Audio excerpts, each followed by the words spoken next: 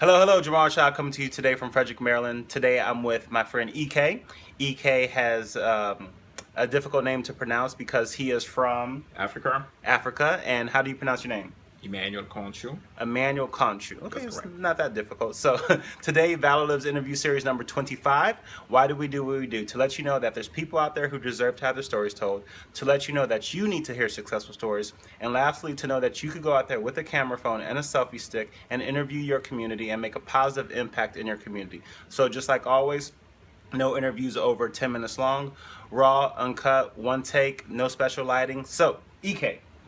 You are a private chauffeur. You've been doing that business for a couple years, but I understand you have something new that you would like to announce. What is that? That's correct. What I have to offer for the next probably a couple months would be the new transportation for the kids that I believe a lot of single parents and two working parents need help because as a father, and I have a hard time when I have my newborn, and then I was coming back and forth to work, and then I said, hey, that's something I want to give to the community because I love to chauffeur, and then have a kid is is unbelievable. So we start EK for Kid, and starting in June, we're gonna have all the chauffeur drive around Frederick and help all those parents. Okay. So if somebody, let's say they're working late and they can't pick up their kid or take them to an after-school event or a recital or dance, they could call you guys up. You could go pick up the kid, take the kid, and that's how it's going to work? Yeah, exactly. The priority thing that people have to understand is like chauffeur kids, you need to have a lot of safety policy put in place. So pretty much you have to be registered with EK for Kid, and then once you register, and then you can place all the reservation anytime, and then we can pick up the kid from school to home, from mall to the daycare, so anything like that. So we understand we have a parents they working late, and the kid had to go from the daycare to home or whatever, and then that's why we're here to to make sure that it's easy for those parents. Okay. So why did you want to start this process just for the kids in addition to what you're already doing?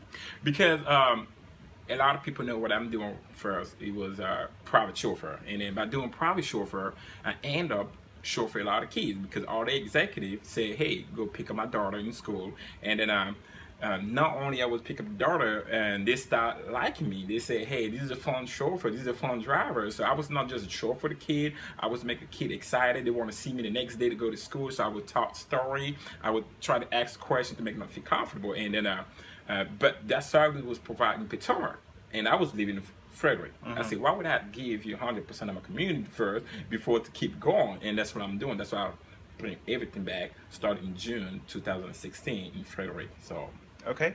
So how long have you been running your own business as a private chauffeur? right now I'm going for 4 years. 4 years. Okay. So what has been one of the proudest moments of your career? The proudest moment in my career was, I can say it right now. I can say it right now because the first 3 years was not exactly what I was looking for, and then I was still trying to define myself where I am, and then I didn't understand what be in the business. So I think that right now I feel so much comfortable, and I give a lot to the client, and client recognize my work, and then I think that without the client that I have now would be the position I am right now. So and that's a big plus for me. Okay, so you said so right now. So was there a moment that somebody called you or sent you a text message or maybe left a positive review online that really made you say, you know what, this is really cool, I'm making an impact to my community? Did you have a light bulb moment like that? Yes, let's say probably 2 weeks or probably last week, and then I have this executive, and then it was about 9:30, and then he was home, and his kid had to go from his friend's house to his house, and around 11 o'clock, and then he called me, and then he said, Emmanuel, could you please send somebody to pick up my kids? And that moment I said, okay, I would do it. And that was the last minute, and one of the reasons he chose me because he knows the service, he knows me. And then for that moment I was so happy that somebody can count on me. And I was like, wow, I had to keep pushing, I had to keep doing what I'm doing.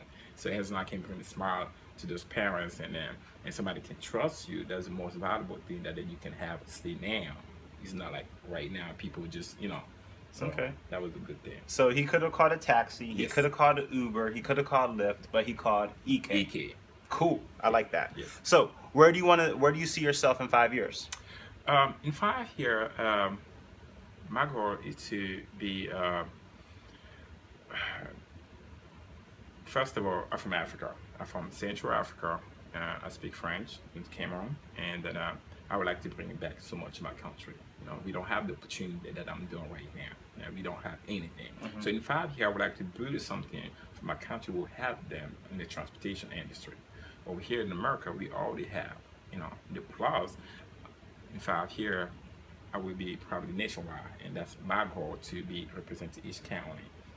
But representing my country is a big moment for me, and that's because we don't have it. So if I have an opportunity to do it now, so why would not give it back to my country? Okay, Yeah. so you have an office in Frederick. Yes. Do you have office anywhere else? Potomac. Potomac. Yes. Okay, cool. So you said you have about 10 drivers, right? That's correct. Do you do anything for fun where you take all your drivers out, maybe like a driver's appreciation day?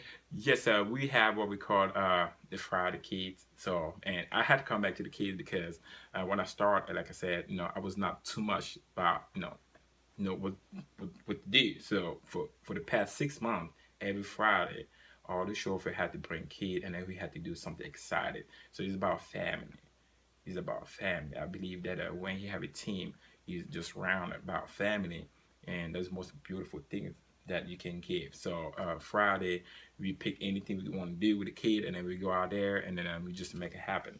Okay. And then also we recognize chauffeur about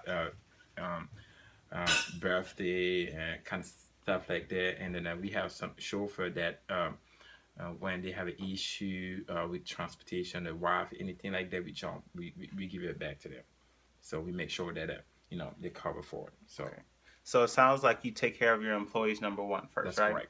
Because when you have happy employees, they're happy to the customers. That's correct. Right? Okay, cool. So how do you balance your work and family time? Because I know being a business owner, sometimes you're working 24/7 and your family needs you. So how do you balance the two of those? I have my mentor, and then I have that conversation with him. He told me, he said, you know what? Everybody who's doing the business had to find his own way, because that's your wife, that's your family. What I do with my family is very different. How you can balance.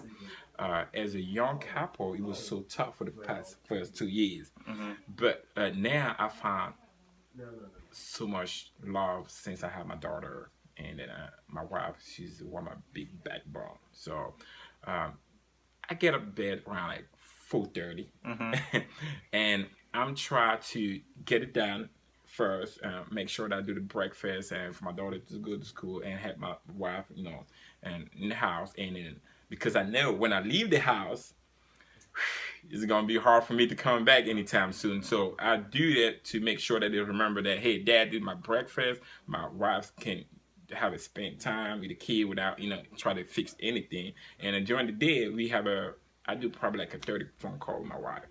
And she called me, she texts me, she want to know what's going on, because I'm constantly on the road sometimes. So it can, anything can happen. And when I have to come home late, I send a message, I'll be home around noontime. 1 p.m., 1 a.m. or probably 11 p.m. So it's really tough. As long as you don't want to work on the weekend, you the king. I mean, you the head of the company, and my phone is ringing 24/7. My wife, that's why I respect my wife, because she understands my job, and then she understands that the way I have to increase is to answer my phone and be present when my client need me. So it was kind of difficult, even myself. So, but it's really tough. Okay. It's really tough. So wrapping up, because we don't go over 10 minutes, Sure. so this is going to be the last question. Sure. How do you want people to get a hold of you? Facebook, email, fax, website? Facebook, Twitter, email, phone number, anywhere. Okay. Yeah. And all of his contact information will be in the show notes. So if you just click in the comments section, you'll see his phone number, you'll see his website, you'll see his Twitter section, you'll see all of that good stuff. So, okay, looks like we got about 20 seconds. So, in 20 seconds, if you were to ever move somewhere, where would you move? Cameroon? Cameroon. Sounds good to me. Do they have M-Pesa in Cameroon? No, yet. You know about M-Pesa, right? Yes. Okay, I saw it on TV. Yes. So, ValorLives Interview Series number 25. Go out there, show some valor. No weapon formed against you shall prosper. Thank you very much. Bye. Thank you.